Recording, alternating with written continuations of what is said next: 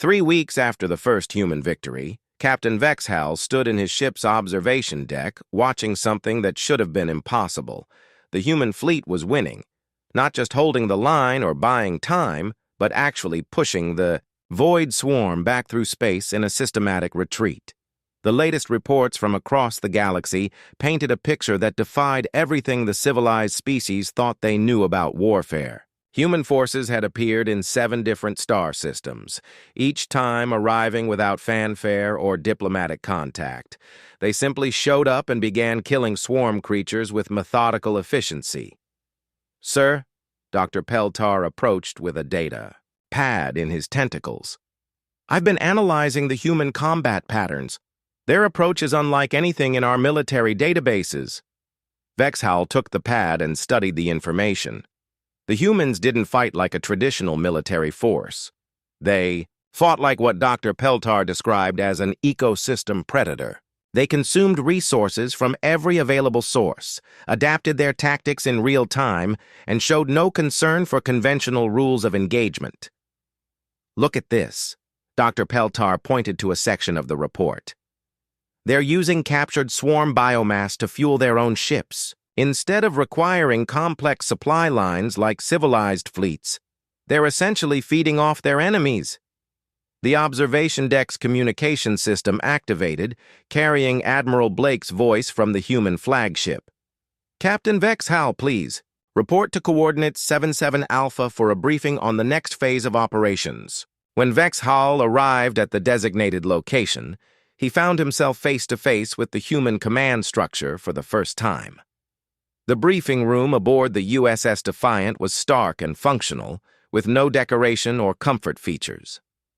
Maps covered the walls showing swarm positions across dozens of star systems. Admiral Blake stood at the center of the room, surrounded by her senior officers. Captain Morrison was there, along with Dr. Chen and a man Vexhal hadn't met before. This new human was massive even by their species standards, with scars covering his arms and a uniform that identified him as Colonel Pete Rodriguez of the Terran Marine Corps. "Captain," Admiral Blake began without preamble, "we've located the source of the swarm infestation. A hive world approximately 200 light-years from here. We're moving to eliminate it." Vexhal's tentacles curled with anxiety. "Admiral, surely you mean to establish a containment perimeter? The galactic community has protocols for dealing with hostile homeworld situations. Perhaps a blockade while we attempt diplomatic contact." Colonel Rodriguez let out a sound that Vexhal would later learn was called laughter, though it contained no humor. "Captain, there's no one left on that world to talk to. The swarm ate everything else a long time ago." "Nevertheless," Vexhal insisted, "there are established procedures for these situations. The galactic community requires environmental impact, assessments, civilian evacuation protocols, and post-conflict restoration planning before any major military action." Dr. Chen looked up from her research tablet. "Captain, with respect, the galactic community's procedures haven't been working. The swarm has consumed 47 inhabited worlds in the past 6 months. How many more need to die while we file? Paperwork?" Admiral Blake activated a holographic display showing the swarm homeworld. It was a nightmare of twisted organic structures covering an entire planet's surface. Massive bioships grew from the ground like cancerous trees. The atmosphere itself seemed alive with swarm organisms. "This is what we're dealing with," Blake said grimly. "A world completely converted to swarm biology. Every square meter of surface area is dedicated to producing more of these creatures. If we leave it alone, it will spawn enough bioships to overrun the entire galaxy within a year. So what do you propose?" Vexhal asked, though he was beginning to fear the answer. Captain Morrison stepped forward. "Complete sterilization, we burn it all." The casual way he said it made Vexhal's blood freeze. "You're talking about destroying an entire world's ecosystem." "What? Ecosystem?" Dr. Chen asked. "Captain, that planet has no native life left. The swarm consumed everything and replaced it with their own biology. We're not destroying a natural environment. We're removing a cancer. Colonel Rodriguez pulled up detailed tactical plans. We've developed a three-phase approach. Phase 1 involves orbital bombardment to eliminate surface installations.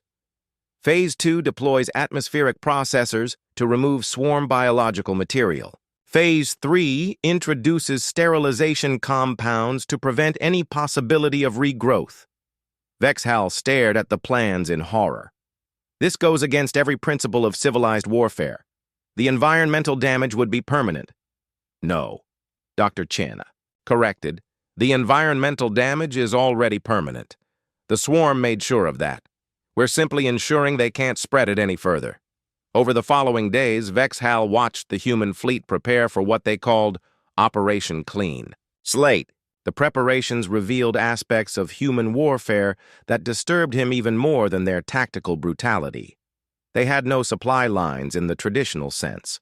Instead, human ships stripped resources from asteroids and dead worlds, converting raw materials into weapons and fuel with portable manufacturing systems. When they needed specific compounds for biological warfare, they synthesized them from whatever organic matter was available, including swarm corpses. Captain Danny Brooks of the science vessel USS Discovery worked with Dr. Chen to develop increasingly sophisticated biological weapons. They created viruses that targeted swarm nervous systems, bacteria that consumed bioship hulls, and chemical compounds that disrupted reproduction cycles. How many different ways do you have to kill them? Vexhal asked during one of his visits to the Discovery. We're working on it, Dr. Chen replied without looking up from her research. The goal isn't just to kill the current generation. We want to make it impossible for them to ever come back. The humans also demonstrated a logistics philosophy that no civilized species would consider. When Commander Lisa Torres needed more ammunition for her ship's weapons, she simply salvaged materials from destroyed swarm vessels. When the USS Stalker's replacement ship needed armor plating, they cannibalized it from damaged human vessels. They're like a machine, Dr. Peltar observed, but an organic one. They adapt and consume and grow stronger from every encounter. The comparison was more accurate than Vexhal wanted to admit. The human fleet operated like a living organism, with each ship serving a specific function in a larger biological system. Some ships hunted, others processed resources, and still others reproduced new equipment and weapons. Most disturbing was their complete lack of sentiment about losses. When the cruiser USS Hammer was destroyed during a swarm ambush, the other human ships simply absorbed its surviving crew and equipment.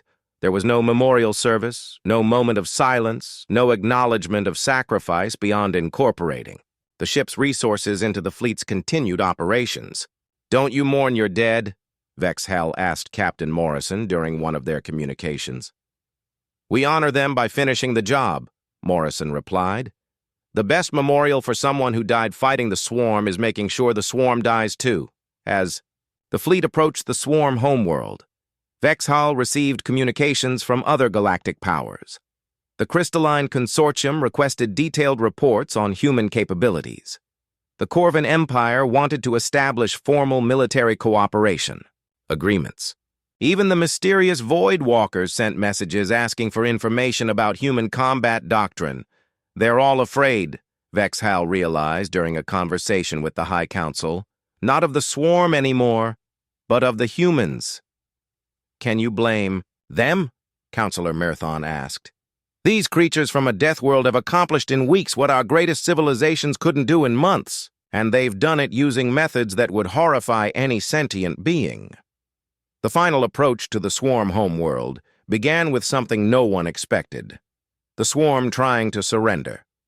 Bioships emerged from the planet's atmosphere broadcasting complex chemical signals that Dr. Chen identified as distress markers. The creatures that had shown no interest in communication with any other species were attempting to negotiate with the humans. They're afraid, Dr. Chen reported with satisfaction.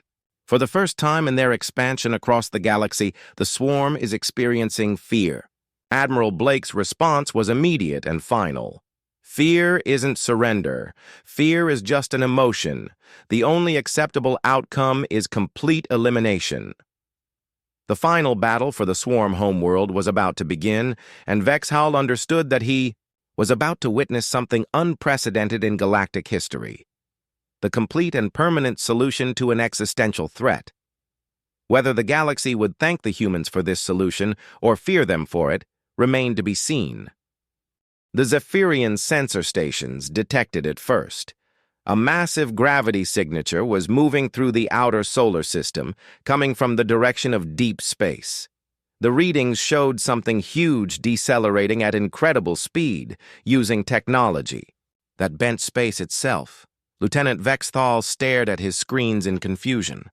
He had been monitoring space traffic for the past month, watching for any remaining human ships trying to escape. But this was different. This object was larger than anything in their databases. It was moving under its own power, slowing down, as it approached the inner planets. He reported his findings to Admiral Kethvar, who was reviewing surrender documents from Earth's remaining governments. The alien commander looked at the data with growing interest. His officers suggested it might be space debris or a large asteroid, but Kethvar had fought too many battles to dismiss unusual readings so easily. "Keep watching it," he ordered. "If it changes course or speed, alert me immediately."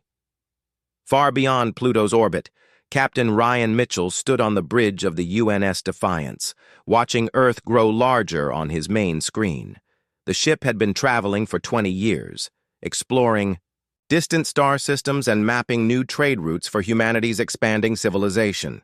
They had no idea that their homeworld was under attack until they tried to contact Earth and received only silence. Ryan was 52 years old, with gray hair and tired eyes that had seen wonders no other human had witnessed. He had commanded the Defiance since it left Earth's shipyards 2 decades ago. His crew of 800 had become like family during their long journey through unexplored space. Now they were racing home to find a war they had missed. The Defiance was not like other human ships. It had been built as an experiment, using new technologies that Earth's scientists were afraid to test near populated areas. The ship was nearly 2 kilometers long, powered by fusion reactors that could tear holes in space-time itself. Its weapons were based on theories that most physicists thought were impossible. Lieutenant Amy Foster worked at the tactical station, running long-range scans of Earth's orbital space. She was 38 years old and had been the ship's weapons officer since they left home. What she saw on her screens made her hands shake with anger. "Captain," she said, her voice tight with emotion, "I'm detecting 300 alien vessels in Earth orbit. Their configuration matches nothing in our databases. And, sir, I'm reading massive damage to the surface. Our cities are burning."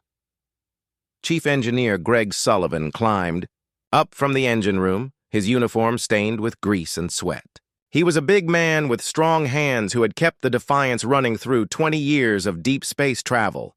His fusion drives were working perfectly, pushing the ship faster than any human vessel had ever traveled. "We can be there in 6 hours, Captain," Greg reported. "The engines are running smooth. Whatever those aliens did to our people, we can make them pay for it." Ryan studied the tactical display showing Earth surrounded by enemy ships. The alien fleet was spread out in loose patrol formations, confident in their victory. They had grown careless after months of easy conquest. That might be their mistake. Navigator Tony Walsh plotted their approach vector, calculating the best route to reach Earth's orbital space. He was young, maybe 28, with quick fingers and a sharp mind for mathematics. His calculations showed they could drop out of faster-than-light travel right on top of the alien fleet before the enemy knew what was happening. On Earth, the Resistance monitored the approaching gravity signature with growing excitement. Ben Carter had been tracking the unknown object for hours, and the readings were getting stronger. Whatever was coming toward them was huge and moving fast. Jake Harrison studied the sensor data with experienced eyes. During his years in the space Navy, he had learned to read the signatures of different ship types. This reading was unlike anything he had ever seen. The gravity displacement suggested a vessel of enormous size, larger than Earth's biggest battleships. Could it really be one of ours? Lisa asked, looking over her father's shoulder at the displays. She had been helping injured resistance fighters, but the mysterious signal had drawn everyone's attention to the command center. The encryption is definitely human, Ben confirmed, and the transmission protocols match our deep space exploration ships. But the size readings, this thing is massive, bigger than anything we ever built. Jake remembered stories about experimental ships built in secret shipyards beyond Mars. The military had been working on new technologies, new weapons that could give humanity an edge as they expanded into the galaxy. But most of those projects had been rumors and classified reports that few people ever saw. High above them, Admiral Kethvar received updated reports from his sensor operators. The unknown object was definitely a ship, and it was heading directly for Earth. Its speed was incredible, faster than any vessel his people had ever encountered. More disturbing, it was using propulsion technology that the Zephyrians did not recognize. "How long until it reaches our position?" Kethvar asked his navigation officer. "At current speed, approximately 6 hours, Admiral. Should we move to intercept?" Kethvar considered his options. His fleet was powerful enough to destroy any known human ship with ease, but this vessel was different. Its size alone suggested weapons and defenses far beyond what they had faced during the invasion. Still, no single ship could threaten 300 Zephyrian warships. "Deploy the outer patrol groups," he ordered. "If this ship is hostile, we will destroy it before it reaches Earth. But be ready for anything. Humans are full of surprises." The alien ships began moving into intercept positions, their energy weapons charging and their shields coming online. They had defeated humanity's entire fleet, and they were confident they could handle one more ship, no matter how large. On the Defiance, Captain Ryan Mitchell called his senior officers to the bridge. Commander Kate Williams, his second-in-command, stood beside him as they planned their approach. She was 45 years old and had served with Ryan for 15 years. Her tactical experience would be crucial in the coming battle. Dr. Peter Young, the ship's chief medical officer, reported that the medical bay was ready for casualties. The ship's scientist, Dr. Sam Collins, had been analyzing the alien energy, signatures detected by their long-range sensors. His preliminary report suggested the enemy ships used shield technology that might be vulnerable to specific weapon frequencies. "We're going into this fight outnumbered 300 to 1, Ryan told his crew over the ship's communication system. "But we have advantages they don't know about. We have weapons they've never seen, and we have something else they don't understand." He paused, looking at the faces of men and women who had spent 2 decades in the dark between stars, far from home and family. "We have the fury of humans fighting for their home world. That's worth more than all their technology combined." The Defiance continued its approach toward Earth, while 300 alien ships moved to meet it. The real battle for humanity's survival was about to begin. The Shadow Nebula was the perfect place for the galaxy's final battle. The thick clouds of gas and dust made it impossible to see more than a few kilometers in any direction. Sensors barely worked, and communication was difficult. It was exactly the kind of place where humans fought best and aliens fought worst. Admiral Morrison led a fleet of 800 human ships into the nebula. They were outnumbered 10 to 1 by the Council's forces, but Morrison was not worried about the numbers. He was worried about the weapon the aliens were protecting. Deep in the center of the nebula sat the Council's ultimate weapon. It was called the Star Killer, and it could make suns explode. The plan was simple and terrible. The Council would use this weapon to destroy Earth's sun, then move to every human colony and do the same thing. No humans would survive, and no other species would dare to resist Council authority ever again. "Sir, we're getting a transmission from an unexpected source," said Communications Officer Linda Hayes. Morrison frowned. "Who is it?" "It's Dr. Chin, one of the Veltar crystal scientists. She says she has important information for us. The image of the crystal being appeared on Morrison's screen. Dr. Chin's normally bright colors were dim and flickering, which meant she was very afraid. Admiral Morrison, I must tell you something important. Not all of us agree with the Council's actions. Many scientists from different species have been secretly helping each other share information about the Starkiller weapon. Morrison leaned forward. What kind of information? The weapon has a weakness. It requires precise calibration to work properly.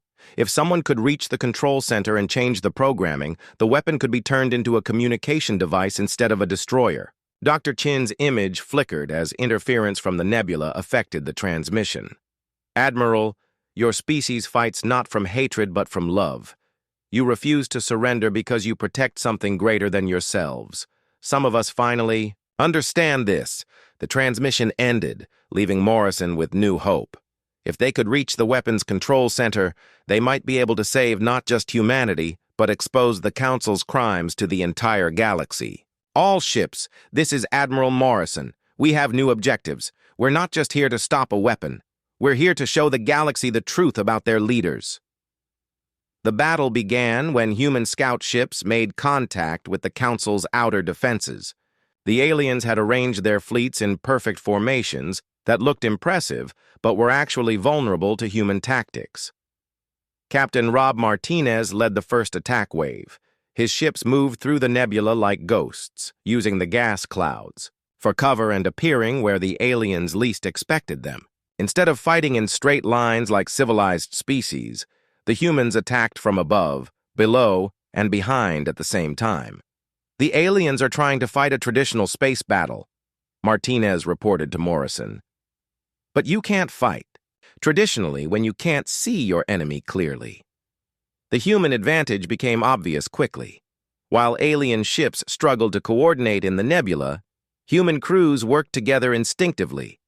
They had trained for exactly this kind of chaotic environment where individual ship commanders had to make quick decisions without waiting for orders. Captain Sarah Green commanded a group of fighters that penetrated deep into the alien formation. Her pilots flew through the nebula like they were born in it, using gravitational sensors and quantum communication methods that worked even when normal radio signals failed. Morrison, this is Green. We found a gap in their defenses. Looks like they never expected anyone to attack from underneath their formation. Take it, Morrison replied. But remember, we need someone to reach that control center. The most dangerous part of the mission fell to Commander Julie Stevens. She volunteered to pilot a single fighter through the heaviest fighting to reach the Starkiller weapon. It was essentially a suicide mission, but Stevens accepted it without hesitation. Sir, if I don't make it back, tell my family that I died. Doing something important, she said before launching from the carrier UES Freedom. Stevens flew through a battlefield that looked like hell itself. Energy beams cut through the nebula like deadly lightning. Explosions lit up the gas clouds in brilliant colors. Ships from dozens of different species fought desperately as the future of the galaxy hung in the balance. But Stevens had advantages that alien pilots lacked. She had been trained to fly in impossible conditions. More importantly, she understood something that most aliens did not. Sometimes the only way to win was to take risks that seemed insane. When a group of Zephyrian fighters tried to intercept her, Stevens flew directly into an asteroid field that was being torn apart by gravitational forces. The alien pilots gave up the chase rather than follow her into what they considered certain death. When Hive Collective ships blocked her path with an energy web, Stevens overloaded her ship's power systems to break through. The surge burned out half her equipment, but it also created an electromagnetic pulse that disabled the enemy ships. Finally, Stevens reached the Starkiller weapon. It was enormous, bigger than most space stations, and protected by the most advanced shields the Council could create. But Dr. Chin had been right about the weakness. The control center was lightly defended because the Council never imagined anyone would be crazy enough to attack it directly. Stevens crashed her fighter through the control center's outer wall and found herself face-to-face with the weapon's operating system. She had minutes before alien security forces would arrive. and she had no idea how to operate council technology. That was when she remembered something her father had taught her when she was a child. When you don't know how something works, Jules, try doing the opposite of what seems logical. Instead of trying to shut down the weapon, Stevens began activating every system she could find. Instead of trying to destroy the programming, she started adding new code that Dr. Chin had transmitted to her. Instead of trying to hide what she was doing, she broadcasted her actions across every communication channel in the galaxy. The Star Killer weapon powered up just as Council security forces broke into the control center, but instead of destroying suns, it began transmitting data. Every secret the Council had hidden for thousands of years suddenly became public knowledge throughout the galaxy. The transmission showed records of the 47 species the Council had destroyed. It revealed how they had forced genetic modifications on hundreds of civilizations to make them peaceful and obedient. It exposed the lies they had told about galactic history and the threats they had eliminated to maintain their power. Most importantly, it showed that the Council leaders were not the wise, evolved beings they pretended to be. They were the descendants of conquerors who had used advanced technology to enslave the galaxy and call it peace. The effect was immediate and devastating. Across the galaxy, species that had served the Council for millennia suddenly understood that they had been living a lie. Peaceful civilizations realized that their ancestors had once been as strong and independent as humans. Admiral Morrison watched his tactical display as Council fleets began surrendering or simply flying away from the battle. Many alien commanders were more interested in returning to their home worlds to process what they had learned than in continuing to fight. But not all of the aliens gave up. Some Council forces, led by the most fanatical believers in their cause, continued fighting with desperate fury. They knew that if humanity survived, their version of galactic civilization would never recover. The final phase of the battle was the most brutal. Council fanatics used suicide attacks and weapons of mass destruction, trying to take as many humans with them as possible. They no longer cared about winning. They only wanted to make humanity pay for destroying their perfect, controlled galaxy. Human forces responded with the same determination they had shown throughout the war. Ship after ship sacrificed itself to protect others. Crews fought to the last person to prevent Council forces from escaping to threaten human colonies. When the battle finally ended, the Shadow Nebula was filled with the wreckage of thousands of ships from dozens of species. But humanity had survived, and more importantly, they had given the galaxy something it had not had for thousands of years: the truth. Admiral Morrison stood on the bridge of his damaged flagship and opened a communication channel to the entire galaxy. "This is Admiral Morrison of the Terran Federation. The war is over. The Council's lies have been exposed. Every species in this galaxy now has a choice that they have not had for thousands of years. You can choose to be free." The response came from across the galaxy as species after species declared their independence from Council control. Some chose to join with humanity in building a new galactic confederation based on freedom and mutual respect. Others decided to govern themselves independently, but all of them made their own choices for the first time in millennia. The new Galactic Charter was written 6 months later with representatives from over 200 species. The most important principle in the document was simple: every species has the right to remain what they are, including the right to fight for that freedom. Admiral Morrison, now serving as humanity's chief representative to the new Confederation, gave a speech that became famous throughout the galaxy. "We didn't come to your galaxy to conquer it. We see." 3 weeks after the battle at Nexus Prime, the galaxy was learning a terrible truth. The humans they had fought before had been playing by the rules. They had been trying to be good neighbors, following laws about war that protected civilians and minimized damage. The Galactic Council had seen this restrained version of humanity and thought they understood what humans were capable of. They were wrong. Commander Nick Taylor led a squadron of stealth ships through the Outer Rim systems. His mission had been to rescue human prisoners from Zephyrian labor camps. But when he arrived at the camp on Kepler 7, he found something that changed everything. The Zephyrians had executed 50 human children in front of their parents. They had broadcast the executions across their communication networks as a warning to other humans about what happened to those who resisted. Taylor stared at the video recordings his team had recovered. The children had been as young as 6 years old. Their only crime was being human. "Sir," said Lieutenant Mike Chen, Taylor's communications officer. "What are your orders?" Taylor was quiet for a long moment. When he spoke, his voice was cold, as ice. "Send a message to all human forces. The enemy has crossed a line that should never be crossed. We are no longer bound by any rules of civilized warfare." "Sir, what does that mean exactly?" Taylor looked at the recordings again. "It means we stop fighting like gentlemen and start fighting like humans." What happened next shocked even other human forces. Taylor's ships didn't attack military targets. Instead, they began systematically destroying the infrastructure that supported Zephyrian civilization: power plants, communication networks, food distribution centers, water treatment facilities, everything that made modern life possible.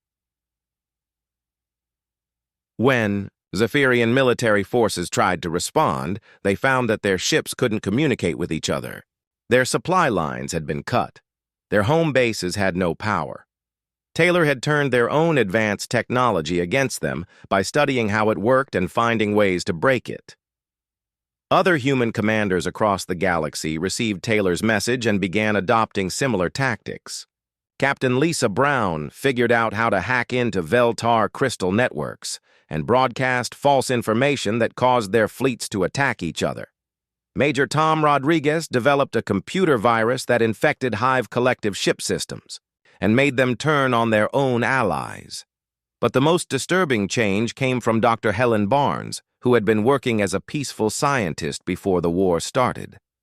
She had spent years studying alien biology to help with medical treatment and cultural exchange. Now she was using that same knowledge to create weapons. Barnes developed a sonic weapon that could disrupt Aquarian nervous systems, leaving them helpless for hours. She created a chemical compound that interfered with Tribune caste reproduction cycles. Most effectively, she found a way to jam the psychic communications that several alien species used to coordinate their fleets.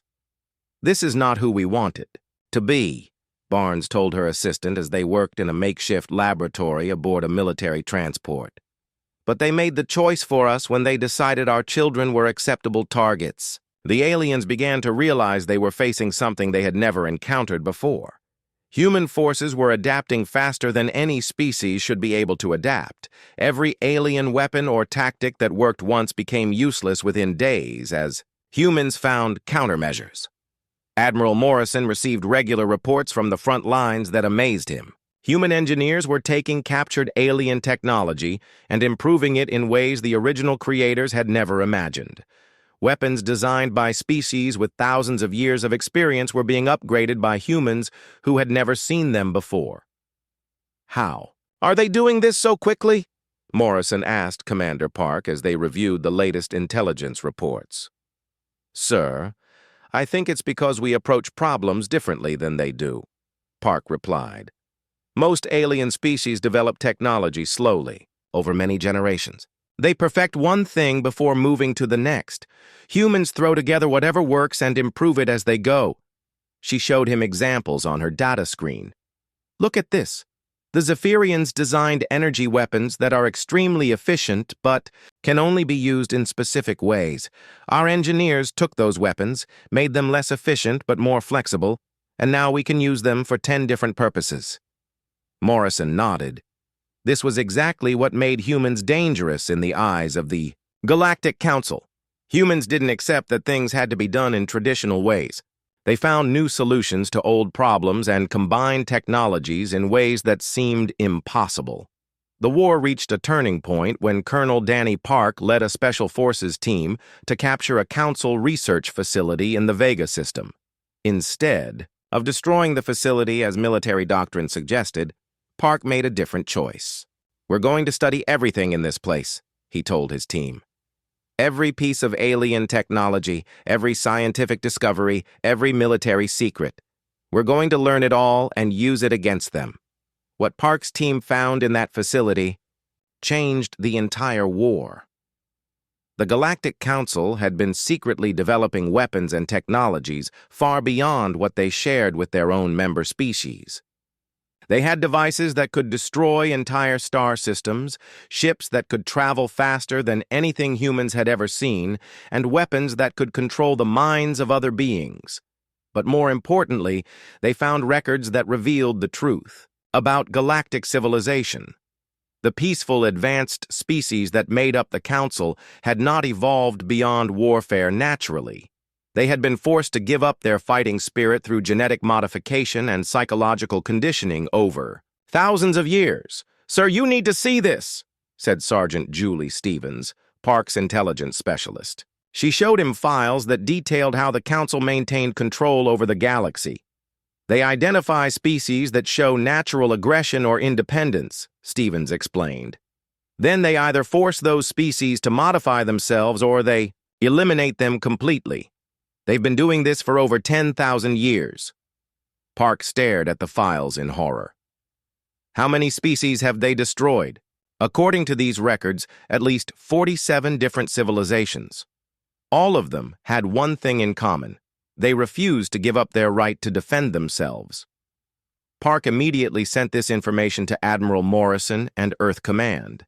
Within hours, the data was being broadcast to every human ship and colony in the galaxy. The message was clear.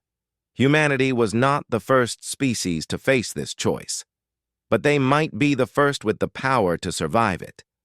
The revelation changed everything about how humans approached the war. They were no longer fighting just for their own freedom.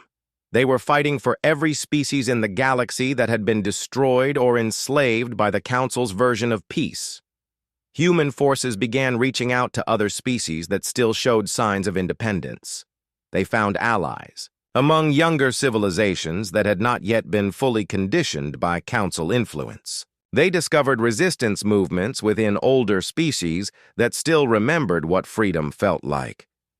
Captain Rob Martinez commanded a fleet of human ships that began liberating alien worlds from Council control. But instead of conquering these worlds for humanity, the humans did something that shocked everyone. They gave the liberated species a choice. "You can join us in fighting for freedom," Martinez told the freed alien populations. "Or you can stay neutral and govern yourselves, but we will not allow the Council to force you back into slavery." Many alien species joined the human cause not because they were conquered, but because they were inspired. They saw humans fighting for principles rather than territory. They saw humans willing to die for the freedom of beings they had never met before. The Galactic Council began to panic as their carefully controlled civilization started falling apart. Species that had been obedient for centuries were suddenly remembering what it meant to make their own choices. Worlds that had never questioned Council authority were declaring independence, but the Council still had one advantage. They controlled the most powerful weapons in the galaxy, including devices that could destroy entire solar systems. They began making plans for a final assault that would end the human threat once and for all. Admiral Morrison received intelligence about these plans from alien defectors who had joined the human cause. The Council was gathering their most powerful fleet at the galactic core, preparing to unleash weapons that could wipe out Earth and every human colony in a single coordinated attack. "They're planning to commit genocide," Morrison told his senior staff. "They would rather destroy us completely than risk having other species learn from our example." Commander Park looked at the intelligence reports with grim determination. "Sir, we have two choices. We can scatter and try to survive as refugees, or we can attack their fleet before they can use those weapons." Morrison thought about all the humans who had died already in this war. He thought about the children who had been executed simply for being human. He thought about the 47 species that had been destroyed by the Council over thousands of years. We attack, he decided. Even if we can't win, we can make sure the galaxy remembers that someone was willing to fight for freedom. The final battle was approaching, and everyone knew that the outcome would determine not just the fate of humanity, but the FUT. War Marshal Crixton tried to make sense of what had just happened. Half his fleet was gone, destroyed by weapons that should not exist and tactics that no civilized species had ever used.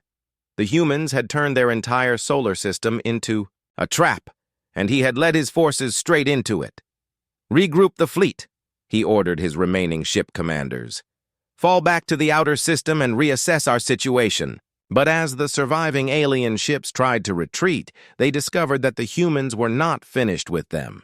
Admiral Rachel Stone had been waiting behind Jupiter's largest moon with the Solar Defense Fleet. For 90 years, humanity had been building ships in secret, using technology reverse-engineered from the Brisbane crash and improved with human innovation. The fleet that emerged from behind Jupiter looked nothing like the primitive vessels the aliens expected. The human ships were sleek and fast, using alien propulsion systems that had been enhanced with human engineering. Their hulls were made from materials that could absorb energy weapons and redirect the power to their own systems. Most importantly, they were commanded by humans who thought very differently than the rigid alien military doctrine. "All ships, this is Admiral Stone," Rachel announced to her fleet. "The aliens came here expecting an easy victory. Let's show them what a real space battle looks like."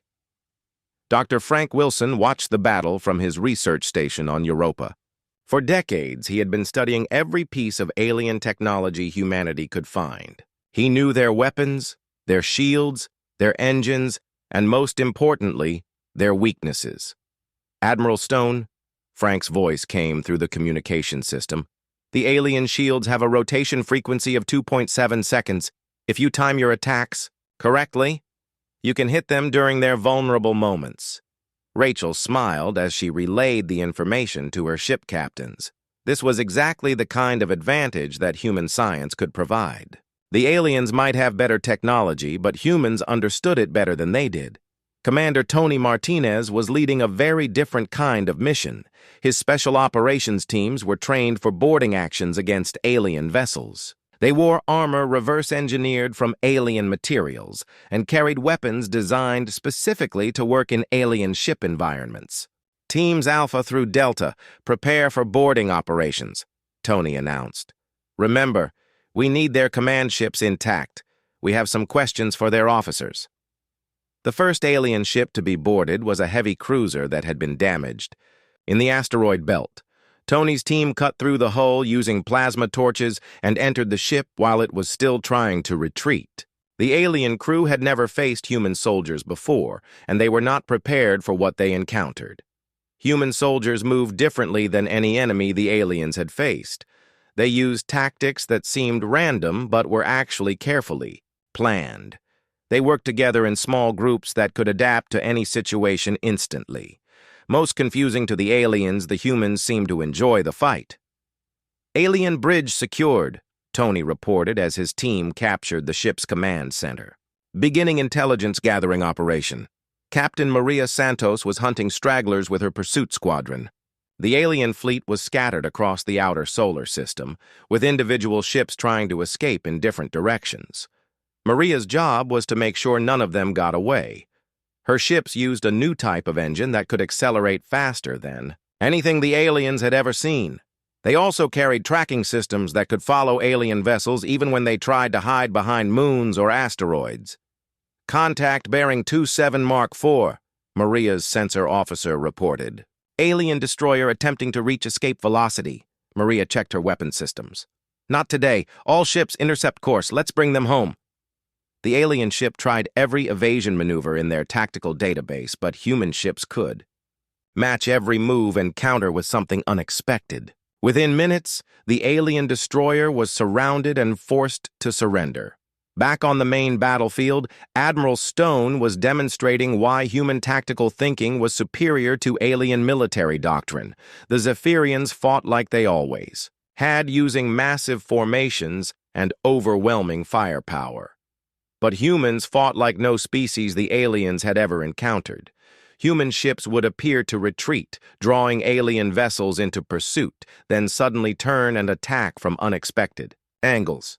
They used the gravity of planets and moons to change direction in ways that seemed impossible.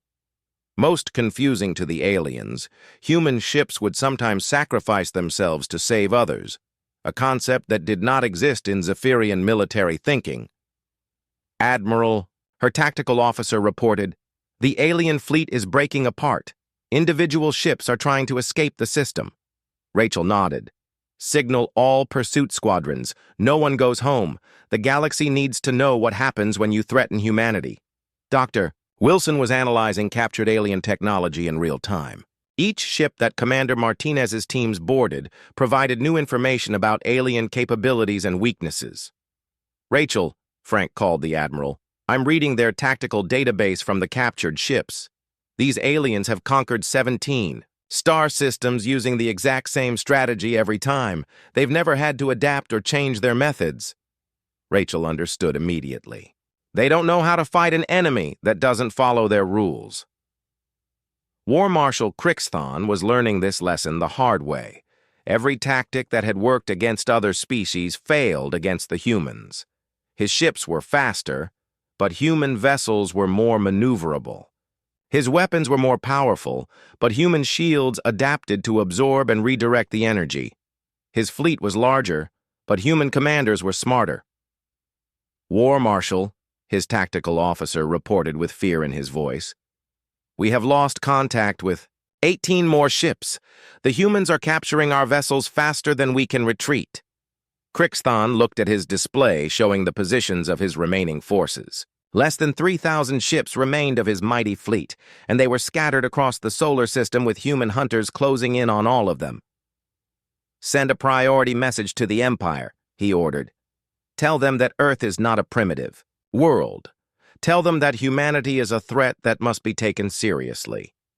But even as he gave the order, Crixthon knew it was too late. The humans had not just defeated his invasion fleet, they had systematically dismantled it like engineers taking apart a machine.